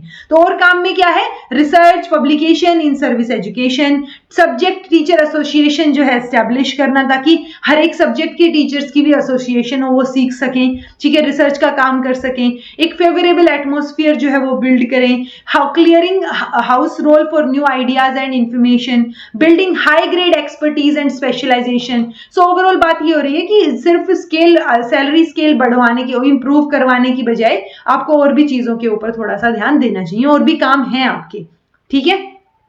There is a need in the states for an effective machinery to attend to the demands and grievances of teachers on the lines indicated by Kothari commission. So एक इफेक्टिव मशीनरी की भी जरूरत है ताकि क्या डिमांड्स हैं, क्या गड़बड़ चल रही है, क्या चीजें फेस कर रहे हैं टीचर्स, वो पता चल सके हमें. ये रिकमेंड भी किया गया that once a teacher is elected to a teacher's constituency, he should be treated as on leave from his institution and he should not be entitled to any worry during this period. So जब आप क्या कर रहे हैं, आप elect हो गए हैं टीचर्स की कॉन्स्टिट्यूएंसी के लिए, so उस दौरान आपको वहां पे पढ़ाने वाला जो था इंस्टीट्यूशन में जो आप काम कर रहे थे उससे फ्री कर दिया जाना चाहिए. ठीक है. Mushrooming of teachers organisation during the last 2 decades has sometimes been seen as a threat to the unity of teacher profession. So वो जो मतलब टीचर ऑर्गेनाइजेशन जो है वो जितनी बढ़ती जा रही हैं, so वो थोड़ा सा थ्रेट हो जाता है एक टीचिंग प्रोफेशन के लिए. so उन चीजों का ध्यान रखना चाहिए हमें. देन फर्दर है जी, बहुत सारे पॉइंट्स हैं इसमें, ऑल्दो मुझे पता है आप लोग भी शायद बोर हो गए हैं थोड़े से, बट सुन लीजिए ताकि थोड़े से दिमाग में रहें चीजें. So in so far as the problem of providing representation of teachers organization in official or semi-official bodies is concerned, advice is that before making the nomination or inviting nomination, concerned authority को rules particularly clearly rules जो है वो बता देनी चाहिए. basic objectives क्या है concerned body की वो बतानी चाहिए. ठीक है. तो जो representatives आप select कर रहे हैं उससे पहले भी चीजें आपको nomination से पहले भी आपको क्या है मतलब concerned रहने चाहिए आप इस चीज के लिए कि जो आप represent करने वाले हैं तो वो major problem आ जाती है कि पहले inform नहीं किया जाता. Regarding the participation of teachers and teachers organization in policy formulation and related matters, it has been suggested that if these organizations strive to build among their staff members is high level expertise and specialization in different fields of education, इनका जो such participation would be easier and more effective. So जो आप high level expertise अगर वो क्या करना चाह रहे हैं, इसमें participate करना चाह रहे हैं, तो वो teacher organization जो है, क्योंकि वो policy formulation में हम इनको include कर रहे हैं ना, तो वो थोड़ा सा comparatively easy हो जाएगा curriculum formulation या policy formulation और ज्यादा effective रहेगा. तो इनको associate करना चाहिए जो हमने पहले भी पढ़ा था. लास्ट चैप्टर है जी हमारा 10th चैप्टर, जिसमें हम बात करते हैं ट्रांसलेटिंग वर्ड्स इनटू एक्शन. तो अब हमें जो इम्प्लीकेशंस क्या होंगी, इंप्लीमेंट भी तो करनी है ना चीजें, तो आप जो अभी वर्ड्स पढ़े इतने सारे, उनको क्या करना है, हमें एक्शन में लेके आना है. तो ज्यादा स्ट्रेस किस पे होना चाहिए, प्रिपरेशन पे and implementation of time bound institutional plans, कि टाइम बाउंड हो चीजें आप पूरे कर दें. स्कूल फंड जो है उसमें may be instituted in each school, हर एक स्कूल में हो जहां पे वॉलंटरी जो है क्या हो, आप उसके ऊपर उसमें कंट्रीब्यूट कर पाए और स्कूल फिर बच्चों के भले के लिए उसको यूज कर पाए. ठीक है. टीचर्स की रिक्रूटमेंट जब हो रही है, चाहे वो रूरल हो, ट्राइबल एरिया हो, प्रेफरेंस जो है वो लोकल पर्सन को मिलनी चाहिए ताकि वहां की लैंग्वेज चीजें वो समझ पाए. तो अगर थोड़ी सी मतलब वो जो प्रोग्राम क्या ये बोल रहे हैं ना हम, कि जैसे ये है कि मान लो कहीं ट्राइबल एरिया है, वहां पे अब बहुत दूर से कोई इंसान जाके पढ़ाएगा. अगर आपने थोड़ा सा नोटिस भी किया हो तो जहां पे ट्राइबल एरिया की वैकेंसी निकलती हैं वो एटलीस्ट उसी स्टेट के बंदे को रेफर करते हैं कि ट्राइबल एरिया में अगर वैकेंसीज निकल रही है तो कोई और स्टेट का बच्चा, मतलब कोई और स्टेट का कैंडिडेट वहां नहीं लगेगा. ओके. सो ये चीजें भी ध्यान रखनी चाहिए. अगर जरूरत पड़े तो जो रिक्रूटमेंट की क्वालिफिकेशन उनको थोड़ा कम कर दीजिए ताकि वहीं का पर्सन जो है वो वहां पे लग सके, और मतलब थोड़ी क्वालिफिकेशन को थोड़ा सा रिलैक्स कर दीजिए. 1 or 2 leave reserve teachers should be posted in the central school of the school complex. तो जो स्कूल कॉम्प्लेक्स हमने बनाया है सभी स्कूल्स को इकट्ठा करके, तो वहां पे 1-2 टीचर्स जो है वो क्या होने चाहिए, रिजर्व में होने चाहिए, ताकि कोई टीचर अगर एब्सेंट है तो उसकी जगह पे पढ़ाया जा सके. ठीक है. सुपरवाइजर्स जो रहेंगे नॉन फॉर्मल एजुकेशन के, तो वो क्या करेंगे, लोकली रिक्रूटेड होने चाहिए वो. ओके. नॉन फॉर्मल एजुकेशन के सुपरवाइजर्स, उनका काम क्या रहेगा, टीचर्स को और बच्चों को गाइड करना, लोकल लीडर्स के साथ कांटेक्ट करना, विद द डिपार्टमेंट के साथ भी बोलचाल, मतलब वो बोलचाल कह रही हूँ मतलब अच्छे रिलेशंस बना के रखना, मॉनिटरिंग ऑफ जो नॉन फॉर्मल एजुकेशन प्रोग्राम है उसको मॉनिटर करना, सारी की सारी जो डाटा निकल के आया है स्टैटिस्टिकल डाटा उसको कलेक्ट करना. तो ये काम रहेगा सुपरवाइजर का. और ये बोल रहे हैं कि नॉन फॉर्मल एजुकेशनल सिस्टम में जो हमने पढ़ा था NFE, non formal education system, तो इसके अंदर जो है उनको लोकली रिक्रूट किया जाना चाहिए. Critical importance of the role of the headmaster, उनका व्यू जो है वो मतलब जो स्कूल में काम कर रहे हैं तो उनका सिलेक्शन जो है वो मेरिट कम सीनियरिटी बेसिस पे होना चाहिए, ना कि सीनियरिटी कम फिटनेस बेसिस पे. तो पहले मेरिट को फोकस कीजिए, फिर सीनियरिटी को जो है वो इंपॉर्टेंस दीजिए. Headmaster should enjoy the following financial power, ये फाइनेंशियल पावर उसको दी जानी चाहिए ताकि फाइनेंशियल पावर थोड़ी सी रहेगी तो वो इंप्लीमेंट कर पाएंगे चीजों को, ठीक है। रूटीन रिपेयर एक्सेट्रा जो भी आप चीजें करते हैं in school plant and school furniture, वो कितने तक का 1500 रुपए तक का वो परमिशन दे सके, लोन सैंक्शन कर सके out of provident fund, writing off unserviceable and lost articles, वो उनके बारे में लिख सकें अगर वो 1000 तक रुपए तक की चीज है एक टाइम पे, बुक्स परचेज कर सकें, पीरियोडिकल्स परचेज कर सकें with in the budget provision. तो ये फाइनेंशियल सिचुएशंस या फाइनेंशियल पावर्स जो हैं वो हेडमास्टर के लिए दी गई हैं, जो हमें रटने की जरूरत नहीं है। हेडमास्टर को एडमिनिस्ट्रेटिव अथॉरिटी भी दी गई है, सैंक्शन ऑफ जो एडमिसिबल लीव है टीचर्स के लिए और अदर स्टाफ के लिए, तो वो लीव सैंक्शन कर सकते हैं हेडमास्टर। टीचर्स की appointment of teachers against leave vacancies on a temporary basis, कि अगर मान लो मैटरनिटी लीव है, कोई टीचर चली गई या कोई और तरीके की लीव लेके टीचर कुछ टाइम के लिए चले गए या स्टडी लीव ले ली किसी टीचर ने, तो उसकी वैकेंसी को फुलफिल करने के लिए आप टेम्परेरी बेसिस पे वहां पे टीचर अपॉइंट कर सकते हैं। हेडमास्टर का ये काम है, मतलब ये उनके एडमिनिस्ट्रेटिव पावर में आएगा। A say in the posting of staff to his school, फिर rustication of a student, deputation of teacher for in service training, training आएगा, ये रेनिंग नहीं ट्रेनिंग। सो इस तरीके की कुछ एक पावर्स जो है वो यहाँ पे एडमिनिस्ट्रेशन लेवल पे भी इन्होंने दे रखी हैं। प्राइवेट ट्यूशन टीचर्स ना करें उसको डिस्करेज करने के लिए, प्लस बच्चे प्राइवेट ट्यूशन ना लें उसको डिस्करेज करने के लिए रेमेडियल टीचिंग क्लासेस जो है वो स्कूल में ही इंट्रोड्यूस कर दी गई, ताकि कंसर्न टीचर जो है वो बच्चे के ऊपर ज्यादा फोकस कर पाए और उनको अलग से फीस जो है वो ना देनी पड़े, ठीक है। Steps must be initiated for eventual transfer of control of government schools to local managing committees to be constituted for the purpose और adequate administrative financial power। So कुछ एक चीजें हैं कि जो गवर्नमेंट स्कूल में जो कंट्रोल है ट्रांसफर का वो लोकल मैनेजिंग कमेटीज को दे दिया जाना चाहिए। डिजर्विंग स्कूल्स हैं वो उनको सिलेक्ट किया जाना चाहिए अकॉर्डिंग टू जो उनका पब्लिश क्राइटेरिया है, जो भी क्राइटेरिया है। सो वो डिजर्विंग स्कूल्स को आप क्या कर रहे हैं, ऑटोनॉमी दे रहे हैं, करिकुलम से रिलेटेड, मेथोडोलॉजी से रिलेटेड, इवैल्यूएशन से रिलेटेड, ठीक है, ताकि कुछ इनोवेटिव और एक्सपेरिमेंटेशन जो है वो हमें देखने को मिल सके। डिस्ट्रिक्ट एजुकेशन ऑफिसर यानी डीईओ जो है उसके पास ज्यादा अथॉरिटी रहेगी ताकि वो इफेक्टिवली काम कर पाए। वो एनकरेज और सपोर्ट जो है उनको मिलना चाहिए ताकि वो अपनी अथॉरिटी को यूज कर पाए, ठीक है। परफॉर्मेंस जो है वो असेस की जानी चाहिए कॉन्टिन्यूटी में, ऐसा ना हो कि वो भी अच्छे से परफॉर्म नहीं कर रहे तो उनकी परफॉर्मेंस भी असेसमेंट, मतलब उनकी परफॉर्मेंस का असेसमेंट भी होना चाहिए। ज्यादा एम्फेसिस किस पे होना चाहिए, एजुकेशनल रिसर्च पे। ओवरऑल एफर्ट जो है should be to move in the direction of at least 1% of educational budget going to research, यानी जो रिसर्च में जा रहा है इतना सारा बजट उसमें से थोड़ा मतलब इफेक्टिव बना पाए आप चीजों को, और ओवरऑल मतलब ज्यादा एफर्ट उसमें दिया जाना चाहिए और एम्फेसिस जो है रिसर्च के ऊपर ज्यादा होना चाहिए। UGC may consider providing at the rate of 20,000 per institution for selected 100। तो ये उसके लिए रिसर्च की बात हो रही है। अगर आपका इंस्टीट्यूट अच्छा है, ट्रेनिंग इंस्टीट्यूट, तो 100 सेलेक्टेड ट्रेनिंग कॉलेजेस या यूनिवर्सिटीज या डिपार्टमेंट्स को ये क्या कर सकते हैं, फंडिंग दे सकते हैं। तो यहाँ पे UGC ने 20,000 पर इंस्टीट्यूशन वो दे सकते हैं, ठीक है। Then it is further suggested that each elementary training school, तो हर एक एलिमेंट्री ट्रेनिंग स्कूल को भी एक एनुअल ग्रांट 10,000 रुपए की मिलनी चाहिए रिसर्च और स्टडी के लिए। तो रिसर्च के ऊपर भी फोकस काफी दिया जा रहा है, मतलब दिया जाना चाहिए, ऐसा इन्होंने रेकमेंड किया था। It is recommended that a representative group of some 25% consisting, जिसमें एजुकेशनिस्ट भी हों, एडमिनिस्ट्रेटर भी हों, एंथुजियास्टिक यंग रिसर्चर भी हों जो कि 40 से कम की एज के हों, तो वो शुड भी कौन सेटअप करेगा, UGC या NCERT सेटअप करे ताकि वो वर्कशॉप को स्पॉन्सर कर सके, ठीक है, ताकि वो एक गाइडलाइंस जो है वो रिसर्च वर्कर्स के लिए ला सके। तो ये चीजें होनी चाहिए, बट हुई ना हुई वो बात की बात है। Recommendation of group should become available within a period of 3 months। So overall अगर आप देख रहे हैं ना तो अल्टीमेटली लास्ट चैप्टर में ये इंप्लीमेंटेशन की बात कर रहे हैं कि भाई रिसर्च प्रोग्राम होना चाहिए, इतनी फंडिंग दे दो, ये चीजें दे दो।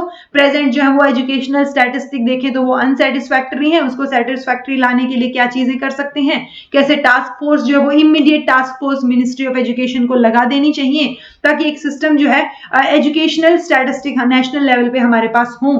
तो ये रिकमेंडेशन है। National organisation for improvement of standards, school education के स्टैंडर्ड्स को आप कैसे इंप्रूव कर सकते हैं, उसके लिए आप नेशनल ऑर्गेनाइजेशन बना दें जो कि एक जो है मिनिमम गोल या स्टैंडर्ड सेट कर देंगे स्कूल एजुकेशन के लिए, ठीक है। मिनिमम फैसिलिटीज क्या होनी चाहिए एलिमेंट्री या स्कूल सेकेंडरी स्कूल लेवल पे, सो ओवरऑल क्या क्या चीजें होनी चाहिए, कैसे जो है नेशनल टेस्टिंग सर्विस को ऑर्गेनाइज करना चाहिए। तो एक नेशनल ऑर्गेनाइजेशन जो है आप इंप्रूव स्टैंडर्ड्स को इंप्रूव करने के लिए नेशनल लेवल पे बना रही हैं, ठीक है। Meeting of union and state education minister should be held to consider the proposal of national organisation for standards. तो जो मतलब एक यूनियन लेवल पे यूनियन और स्टेट एजुकेशन की मतलब एजुकेशन मिनिस्ट्री की क्या की जानी चाहिए, मीटिंग की जानी चाहिए, ताकि जो नेशनल लेवल पे ऑर्गेनाइजेशन हमने अभी अभी बनाई थी स्टैंडर्ड्स के लिए और स्टैंडर्ड्स मेंटेन करने के लिए, वो जो जो प्रपोजल दे रहे हैं आप उनके ऊपर थोड़ा सा ध्यान दे सकें, ठीक है। सो वो चीजें भी यहाँ पे होनी चाहिए। Then token provision of 1 lakh may be made in ministry's budget for the current year 1985 से 86। तो इस पर्पस के लिए इतने यहाँ पे दिए जाने चाहिए, ऐसा दिया जा सकता है, ऐसा इन्होंने बोला। National council of teacher education, उसको भी स्टैट्यूटरी पावर जो है वो उनको ध्यान रखना चाहिए, मतलब नेशनल जो NCTE है उसको स्टैट्यूटरी पावर दी जानी चाहिए ताकि वो टीचर ट्रेनिंग इंस्टीट्यूशन को एक्रेडिटेट कर सकें। जैसे एक्रेडिटेशन के लिए अब हमारे पास क्या है, नेक की टीम होती है, ठीक है। तो नेक एक वो है कमेंट, इसकी फुल फॉर्म बताइएगा नेक की सबसे पहले तो। देन डिसएफिलिएशन और recommendation to that effect of an institution और on the violation of rules. तो जो वायलेट करें उनको वो डिसएफिलिएट कर पाए या डिसएक्रेडिटेट कर पाए, तो ये चीजें होनी चाहिए। तो ये स्टैट्यूटरी पावर्स किसको दी जानी चाहिए, NCTE को दी जानी चाहिए, ऐसा ये सजेस्ट कर रहे हैं, ठीक है। देन जी लास्ट पॉइंट ये बोलते हैं कि जो रिवाइवल है इंडियन एजुकेशन सर्विस का to enhance the status of the teacher profession, to promote national integration या to accelerate the pace of educational development, ये स्ट्रांगली रेकमेंड करते हैं। यानी हमें रिवाइव करना है नेशनल जो इंडियन एजुकेशन सर्विसेज हैं उनका स्टेटस है, टीचर्स का स्टेटस है, या जो नेशनल इंटीग्रेशन है, हमें वापस से रिवाइव करना है, वापस से चीजों को ठीक करना है, ये इनका अल्टीमेट गोल है। ओके, सो ये हो गई जी सारी की सारी रिकमेंडेशंस NCT की, जो फर्स्ट वाला था स्कूल एजुकेशन के लिए, ठीक है। चट्टोपाध्याय कमेटी जो है, जो कि टीचर एंड सोसाइटी नाम की जो रिपोर्ट है वो इन्होंने दी है, ठीक है। ये पूरी की पूरी रिपोर्ट का जिस्ट है। अब बात आती है मेन रिकमेंडेशन NTC जो है नेशनल टीचर कमीशन सेकंड जो था हमारा, जिसके वो कौन थे, चेयरपर्सन कौन थे, कमेंट करके बताइएगा याद है या नहीं आपको। शुरू वाली स्लाइड में बताया था मैंने, तो इसमें भी इन्होंने सारी चीजों से रिलेटेड बात की है कि नेशनल पॉलिसी ऑन एजुकेशन को सपोर्ट करें, परस्यूट ऑफ एक्सीलेंस और रेलेवेंस के लिए काम करें, एनफोर्समेंट ऑफ मिनिमम स्टैंडर्ड्स होना चाहिए, ऑटोनॉमी मिलनी चाहिए, मेजर सपोर्ट जो है वो सिलेक्टेड कॉलेजेस को दिया जाना चाहिए और ऑटोनॉमी भी, ताकि अगर कोई कॉलेज अच्छा कर रहा है तो आप उसको इनोवेशन का मौका तो दीजिए, ऑटोनॉमी तो दीजिए। डिस्टेंस लर्निंग या ऑडियो विजुअल सॉफ्टवेयर होने चाहिए लाइब्रेरी में, linkages with community and development, resources होने चाहिए एजुकेशन के लिए, मैनेजमेंट ऑफ इंस्टीट्यूशंस या लिविंग एंड वर्किंग कंडीशंस अच्छी होनी चाहिए टीचर्स की, वर्क एनवायरनमेंट बढ़िया होना चाहिए, प्रोफेशनल एक्सीलेंस करने के लिए आप क्या क्या चीजें कर सकते हैं। तो इन एरिया में जो रिकमेंडेशंस हैं वो इस कमीशन ने भी दी हैं, जो हमारा सेकंड कमीशन था किसके ऊपर, टीचर्स के ऊपर। सो ये आपको थोड़े थोड़े आप ध्यान रख सकते हैं, बाकी मेजरली आपको इनके चेयरपर्सन का नाम याद होना चाहिए कि कौन इस कमेटी के चेयरपर्सन थे, ठीक है जी। सो ये कंप्लीट जो है वो मैंने आपको करवा दी है सारी की सारी रिकमेंडेशंस। फिर भी कुछ समझ नहीं आया हो तो कमेंट करके पूछ लीजिएगा। जो पॉइंट्स मैंने आपको बताए हैं वो याद रखिएगा, वो क्वेश्चन पूछे जाते हैं एग्जाम्स में, प्लस दोनों की दोनों लिंक्स जो है वो आपको डिस्क्रिप्शन बॉक्स में मिल जाएंगे, दोनों रिपोर्ट्स के, वो एक बार देख लीजिएगा, ठीक है।